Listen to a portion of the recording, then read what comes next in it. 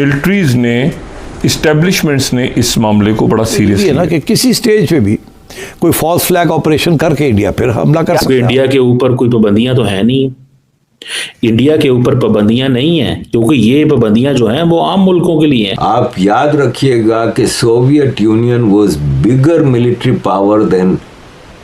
अब ये बड़ी शॉकिंग खबर है कि भारत 5 फाइटर जेट एकदम से रूस से क्यों लिया है। ये जो है ये इसीलिए खरीदे जा रहे हैं क्योंकि एक और जंग होने वाली है, या पाकिस्तान के खिलाफ जो है ये खरीदे गए हैं। पाकिस्तान भारत को उकसाने से पहले कई बार सोचेगा।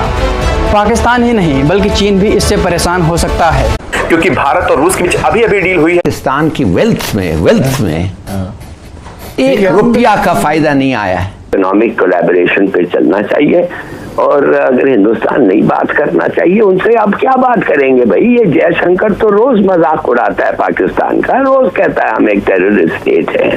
जल्द तकनीकी की वजह से अगर ये पाकिस्तान की राजधानी इस्लामाबाद पर भी उड़ रहा हो तो हो सकता है कि पाकिस्तान की सरकार को इसकी भनक तक ना लगे। Su-57 रूस द्वारा विकसित 5th generation stealth fighter jet है, जिसमें अत्याधुनिक तकनीक है, जैसे कि रडार से बचने की क्षमता, high speed super cruise, internal weapon carriage, advance sensing और एवियोनिक्स। जय हिंद दोस्तों, स्वागत है आपका हमारे एक और नई वर्ल्ड स्पेशल न्यूज। दोस्तों, रूस ने भारत को Su-57E फाइटर जेट का पूरा सॉफ्टवेयर और सोर्स कोड देने का ऑफर दिया है ताकि भारत अपने हिसाब से इसमें बदलाव कर सके। दोस्तों, भारत के HAL ने इसे बनाने का जिम्मा लिया है। रिपोर्ट के अनुसार रसिया ने 20 से 30 Su-57E जेट रूस से सीधा भारत भेजने की पेशकश की है, जब तक भारत में इसकी प्रोडक्शन लाइन सेट नहीं हो जाती। दोस्तों, ये किसी देश की तरफ से पहली बार 5th जनरेशन फाइटर जेट की टेक ट्रांसफर की पेशकश है। रिपोर्ट तो ये भी आ रही है कि भारत की तरफ से अजीत डोवाल जी रूस गए थे और वहां Su-57E को लेकर डील पूरी करके आए हैं। दोस्तों, अगर ये 5th जनरेशन जेट की डील डन हो जाती है तो इससे भारत की एयरफोर्स को काफी ज्यादा फायदा हो सकता है, क्योंकि भारत कायम का बनने में अभी भी 6 से 8 साल लग सकते हैं। तब तक Su-57 भारत की जरूरतें पूरी कर सकता है। भारत को इस समय 5th जनरेशन फाइटर जेट की काफी आवश्यकता है, क्योंकि भारत के पड़ोसी पाकिस्तान को चीन से 5th जनरेशन फाइटर जेट मिलने की आशंका है, और दूसरी तरफ चीन भी भारत के लिए एक बड़ी चुनौती बना हुआ है। वहीं भारत की इस डील से चीन और पाकिस्तान दोनों को बड़ा झटका लगा है। पाकिस्तान में तो राष्ट्रपति व्लादिमीर पुतिन ने भारत और पाकिस्तान के संघर्ष के बीच पहली बार रूसी हथियारों पर एक तगड़ा बयान दिया है। पुतिन के इस बयान ने एक साथ पाकिस्तान, अमेरिका और चीन को तगड़ा झटका दे दिया है। भारत यही चाहता था। पुतिन ने रूसी हथियारों के बारे में क्या कहा है वो पूरा बयान आपको सुनवाएंगे, लेकिन पहले ये जान लीजिए कि भारत ने पाकिस्तान में मौजूद चीनी और अमेरिकी हथियारों को रूसी हथियारों से क्यों उड़ाया है। वीडियो में ये भी बताएंगे कि कैसे भारत ने अमेरिका और चीन पर रूस से हमला करवा दिया है। दरअसल पाकिस्तान पर भारत के हमले में चीन के विमान, मिसाइल और एयर डिफेंस सिस्टम तो तबाह हुए ही, लेकिन रिपोर्ट्स के मुताबिक दूसरी तरफ अमेरिका का ताकतवर फाइटर प्लेन F-16 भी धराशायी हो गया। अमेरिका पाकिस्तान में मौजूद जिन परमाणु ठिकानों को दशकों से संरक्षण दे रहा था, उन परमाणु ठिकानों पर भी तबाही मची है। अमेरिका इन्हें नहीं बचा पाया। हालांकि भारत ने साफ कर दिया है कि हमें जानकारी नहीं है कि पाकिस्तान के परमाणु ठिकानों पर क्या हुआ है और किसने किया है। ऐसे में भारत के डर से पहली बार अमेरिका और चीन अचानक एक खतरनाक समझौता करने आ गए हैं। भारत जब विश्व की फैक्ट्री बनने का सपना तेजी से लेकर आगे बढ़ रहा है, उसी समय अमेरिका और चीन ने चुपचाप हाथ मिलाकर भारत की मैन्युफैक्चरिंग संभावनाओं को खतरे में डालने की तैयारी कर ली है। अमेरिकी राष्ट्रपति डोनाल्ड ट्रंप ने अचानक चीन पर लगाए गए टैरिफ घटा लिए हैं। इसके अलावा जो एप्पल कंपनी चीन छोड़कर भारत में मैन्युफैक्चरिंग बढ़ा रही थी, उस एप्पल कंपनी को डोनाल्ड ट्रंप ने धमकी दे दी है। ट्रंप ने एप्पल कंपनी से कहा है कि अगर फोन भारत में बनाया तो उसे अमेरिका में नहीं बेच पाओगे। डोनाल्ड ट्रंप ने एप्पल कंपनी पर 25% टैरिफ लगाने की धमकी भी दे दी है। ये सामान्य घटना नहीं है। जो अमेरिका और चीन कुछ समय पहले तक लड़ रहे थे, वो अब भारत को हराने के लिए हाथ मिला रहे हैं। अमेरिका और चीन दोनों पाकिस्तान के साथ खुलकर खड़े हो गए हैं ताकि भारत पर दबाव बनाया जा सके और भारत की बढ़ती सैन्य और व्यापारिक शक्ति को रोका जा सके। भारत पहले से ही जानता था कि पाकिस्तान पर हमला किया तो अमेरिका और चीन एक साथ आ जाएंगे। इसीलिए भारत ने रूस को अपने साथ रखने के लिए पाकिस्तान पर स्वदेशी हथियारों के साथ साथ रूसी हथियारों से भी हमला कर दिया। मोदी सरकार ने जमकर S-400 और ब्रह्मोस मिसाइलों की तारीफ की।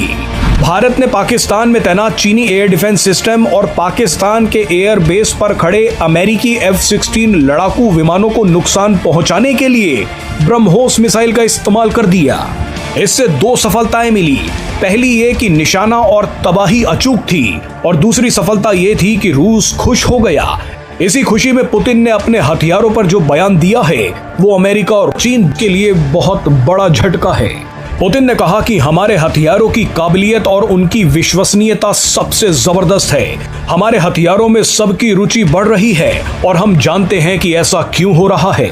जंग के मैदान में हमारे हथियारों ने अपनी ताकत दिखा दी है। आइए अब आपको रूस के राष्ट्रपति व्लादिमीर पुतिन का ये बयान सुनवाते हैं। Russia remains to be one of the top 5 suppliers of weapons and remains a leader in many subsectors. This is yet another demonstration of the effectiveness and reliability of our weapons. The interest to our products is growing, and we understand why. Nearly the entire range of Russian products, from radar systems to UAVs and armor, are proving their worth in combat, not only on testing grounds. They're showing what they're capable of in the frontline conditions on the ground. तो न केवल वो पाकिस्तान के J-35A के खिलाफ संतुलन कायम कर पाएगा, बल्कि चीन के J-20 के सामने भी एक विश्वसनीय प्रतिद्वंदी खड़ा कर सकेगा। इसके अलावा Su-57 की कीमत और रणनीतिक साझेदारी के लिहाज से रूस भारत को टेक्नोलॉजी ट्रांसफर और को प्रोडक्शन का विकल्प भी दे सकता है, जो अमेरिका या यूरोपीय देशों से नहीं मिल सकता। अब एनएसए अजीत डोभाल की रूस यात्रा में किन मुद्दों पर बात होगी, ये तो वक्त के साथ ही पता चलेगा, लेकिन जरूर भारत इस वक्त तमाम विकल्पों पर विचार कर रहा है। क्या पता आने वाले वक्त में Bharat 5th generation fighter jets के लिए रूस की ओर जाए और नेक्स्ट जनरेशन शील्ड के लिए S-500 पर विचार करे। ये सवाल आज हर डिफेंस एनालिस्ट की जुबान पर है। देखिए, भारत की विदेश नीति और रक्षा खरीद की सबसे बड़ी खासियत है उसकी स्ट्रैटेजिक ऑटोनॉमी, यानी हम अपने फैसले खुद लेते हैं, किसी के दबाव में नहीं। हम वही हथियार और टेक्नोलॉजी चुनते हैं जो हमारे देश की सुरक्षा के लिए बेस्ट हो, चाहे वो किसी भी देश से मिले। अमेरिका हमारा एक महत्वपूर्ण रणनीतिक साझेदार है और F-35 जैसे जेट्स के ऑफर भी विचाराधीन हो सकते हैं, लेकिन रूस के साथ हमारी डिफेंस पार्टनरशिप दशकों पुरानी है, टाइम टेस्टेड है। Su-57 मामले में रूस न सिर्फ एक बेहतरीन प्लेटफॉर्म ऑफर कर रहा है, बल्कि टेक्नोलॉजी ट्रांसफर और मेक इन इंडिया के तहत भारत में इसके निर्माण की भी बात कर रहा है।